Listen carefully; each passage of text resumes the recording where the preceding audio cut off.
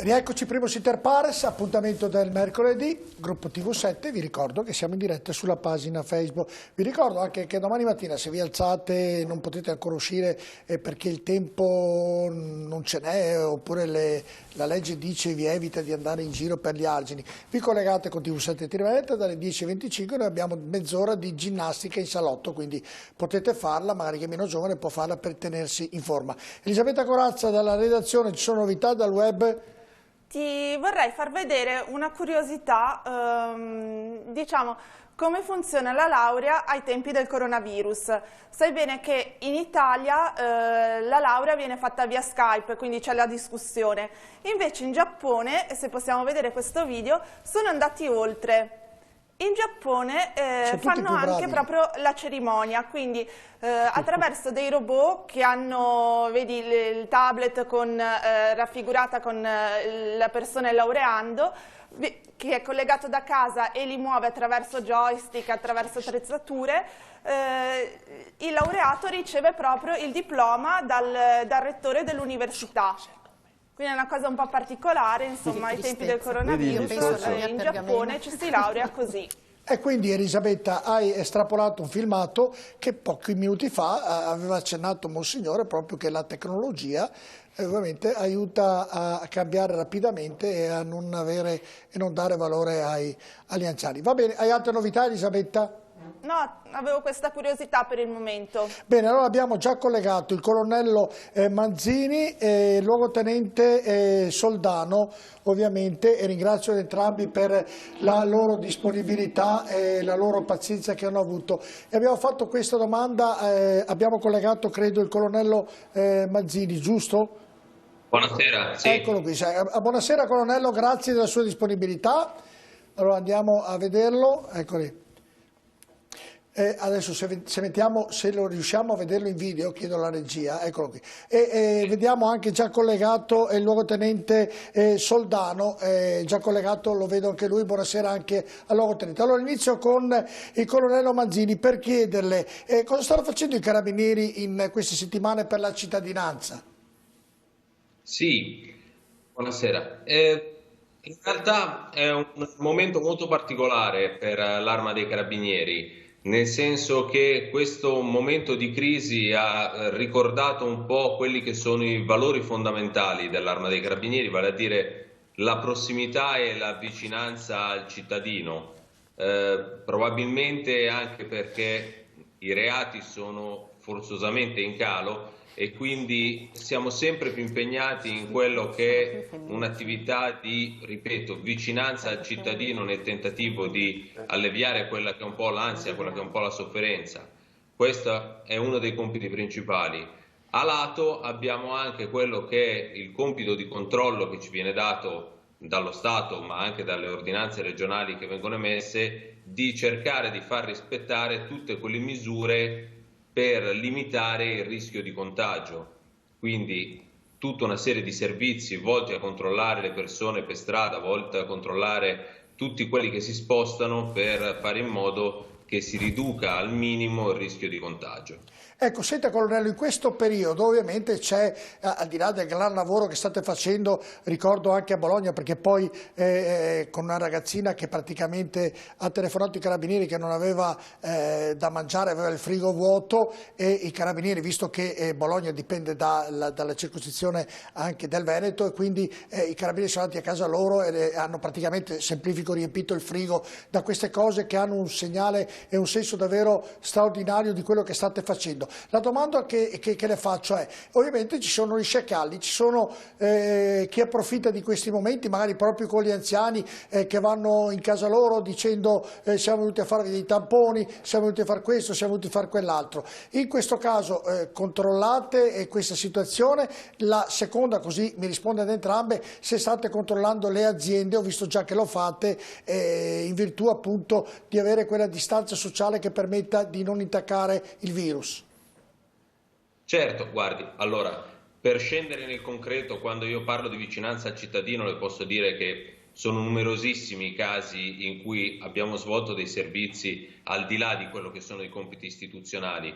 Voglio ricordare, poco tempo fa è venuta fuori anche la foto di quei carabinieri che a Este portavano la spesa alla signora perché non riusciva a muoversi. Questo è il nostro compito in questo momento storico. Come diceva lei, poi ci sono, come ha detto lei, gli sciacalli, quelli che vanno in giro e cercano di approfittarsi di questo momento di crisi e della debolezza delle persone, e anche lì stiamo facendo un grosso lavoro, una grossa attività di sensibilizzazione. Ricordo a tutti che i carabinieri normalmente si muovono in uniforme, così come tutte le altre forze di polizia. Non esistono soggetti che vanno a fare tamponi a casa che non siano stati quantomeno preannunciati, cioè i tecnici delle aziende sanitarie comunque arrivano se preannunciati, magari dal medico curante o da altre strutture sanitarie, e posso dirle che al momento non ci risultano particolari casi, almeno nell'ambito padovano, nell'ambito veneto, di questo tipo di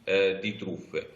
Un'altra cosa, un'altra attività che abbiamo fatto è all'esterno degli uffici postali. In questo momento siamo andati, visto che abbiamo avuto la possibilità di farlo, siamo andati a raccomandare a tutte le persone che andavano a ritirare la pensione di stare attenti ai truffatori. Sono tante piccole attività che stiamo ponendo in essere nel tentativo di alleviare la sofferenza dei cittadini in questo momento. Ecco, stiamo andando anche...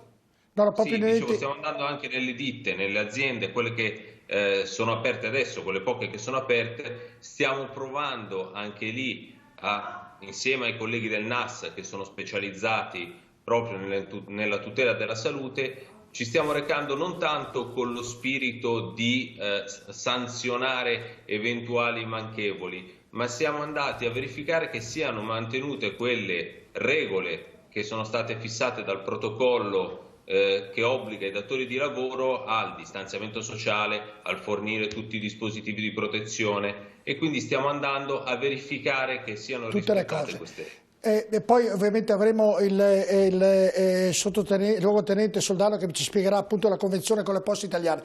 L'ultima per quanto mi riguarda, e la ringrazio ovviamente, domenica Pasqua, ovviamente la gente è abituata nel periodo pasquale a fare le vacanze, weekend, al mare, di qua, un vecchio proverbio, Natale con chi vuoi, Natale con i tuoi, Pasqua con chi vuoi. Ecco, in questo periodo, visto che l'ordinanza, il decreto è rimanete a casa perché altrimenti la cosa può peggiorare, e sa anche lei che c'è qualcuno che vorrebbe uscire, andare di qua, andare di là, aumenterete i controlli per quanto riguarda le strade del Veneto? Assolutamente sì, nel senso è già stato disposto, sotto ovviamente il coordinamento della prefettura che coordina le diverse forze di polizia, quindi sia la Polizia di Stato che noi Arma dei Carabinieri, che la Finanza, che la Polizia Locale. Abbiamo tutti come dire, questa missione per Pasqua e Pasquetta di intensificare i controlli, perché come diceva giustamente lei, l'obbligo è quello di rimanere a casa, è fatto divieto di uscire dal comune. Gli unici motivi per cui ci si può spostare sono lo stato di necessità, motivi di lavoro e motivi di salute. Tolto questi tre motivi, sicuramente uno non deve uscire di casa. Perfetto, è stato molto chiaro. Non so se rimane ancora collegato, perché abbiamo al telefono il luogotenente Soldano che ci spiega rapidamente anche la convenzione con le poste, in virtù proprio degli anziani che i carabinieri vanno a consegnare, chi ha sopra i 75 anni va a consegnare la pensione, ed è un'altra bella cosa che state facendo. Buonasera Soldano. Buonasera dottor Bonino, buonasera agli ospiti in studio e grazie al mio comandante provinciale che mi ha autorizzato a poter parlare di questo con voi. Ce l'ho particolarmente a cuore questa vicenda perché era un problema sentito tra i pensionati che avevano necessità di andare a prelevare la pensione all'ufficio postale e avevano difficoltà appunto ad andarci perché avevano timore di prendere di essere infettati, non avevano nessuno vicino che poteva aiutarli, e per cui questa convenzione ha sposato quello che serviva effettivamente. 2 giorni fa il Comando Generale, assieme alla Direzione delle Poste, ha redatto questa convenzione in cui le persone al di sopra di 75 anni che non hanno un conto corrente e che necessitano non hanno un parente, qualcuno che possa aiutarli per andare a prendere, ecco, ci offriamo noi, tutti i comandanti delle stazioni, delle 4.500 stazioni che ci sono in Italia, per poter fare questo servizio. Ecco, io questa sera ci sono stato a casa di una persona che ci ha contattato preventivamente e mi sono fatto dare una delega per poter andare domani mattina a riscuotere questa pensione. Ecco, la domanda che gli ho posto è stato questo: ma per quale motivo lei vuole che ci andiamo noi? Dice appunto, ho paura di essere contagiato, non voglio fare la fila e soprattutto mi piace avere il contante in mano. Ecco, questo è il motivo per il quale soprattutto gli anziani preferiscono questo tipo di servizio. È partito ieri praticamente, perché è stato pubblicizzato solo ieri. Già abbiamo ricevuto 3 chiamate, ci sono andato in questi luoghi, una signora non aveva i requisiti ancora per poter accedere a questo progetto, a questa convenzione, e gli altri 2 sì. E quindi in pratica da oggi e da domani si verrà a porre in essere questa convenzione. Perfetto, volevo dire, non ho capito. No. Perfetto, allora dato una notizia ovviamente che i nostri telespettatori vedrà che domani qualche telefonata in più i carabinieri la riceveranno. Grazie al luogotenente Soldano, grazie e saluto e ringrazio anche il colonnello Manzini della disponibilità, vediamo se è ancora collegato, lo ringrazio, grazie ad entrambi per aver avete dato un servizio ai nostri telespettatori e anche un'ulteriore sicurezza che i carabinieri danno sul territorio e per il territorio, quindi grazie ancora. Va bene, allora abbiamo sentito ovviamente anche questo per dare un'informazione ai nostri telespettatori. Allora, oggi praticamente Vo è stata un esempio per tutto il mondo, lei dottoressa l'avrà sentito, abbiamo sentito tutti parlare. Oggi siamo andati nell'ospedale, questa mattina proprio il mio collega giornalista Maurizio Colombo è andato nell'ospedale di Schiavonia. Andiamo a vedere un po' questo servizio.